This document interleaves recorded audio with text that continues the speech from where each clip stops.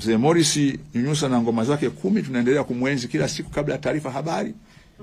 Kisikia taarifa habari tutasikia anapiga zile ngoma 10. Na sasa TBC pale Likonje pia wanajenga jumba la makumbusho, na miongoni mwa vitu ambavyo vimetunzwa pale ni zile ngoma zake 12. Lakini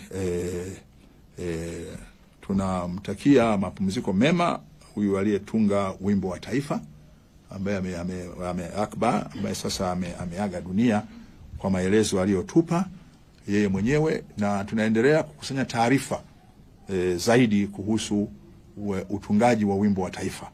Mpaka sasa tumesikia maelezo yake ambayo hatuyatilii mashaka, lakini pia lazima tufanye utafiti mwingine kujua wimbo wa taifa ulivyotungwa kwa maana ya neno Tanzania.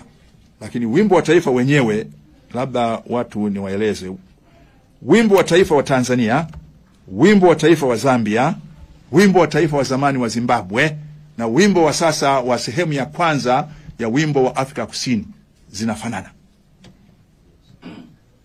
Na mkutano wa wapigania uhuru wa Afrika ya Mashariki na ya Kati uliofanyika Mwanza mwaka 1958 walifanya maamuzi kwamba nchi zetu zote zitakapopata uhuru za bara la Afrika tuwe na wimbo mmoja wa taifa ambayo melodi yake au mdundo wake unatokana na wimbo uliotungwa na mtu wa Afrika Kusini Sontanga unaoitwa Nkosi Sikeleli Afrika.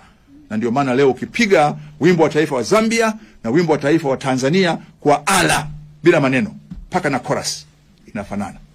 Paka na chorus inafanana.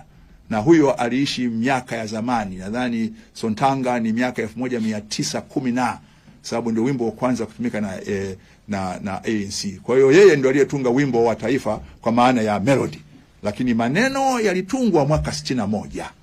Na mmoja wa watu ambao walishiriki katika kuyarekebisha ni Hipslon ambaye alikuwa mwalimu wa muziki chuo kikuu cha Dar es Salaam, lakini na Watanzania wengine akina Stefania Tunginie na wengine.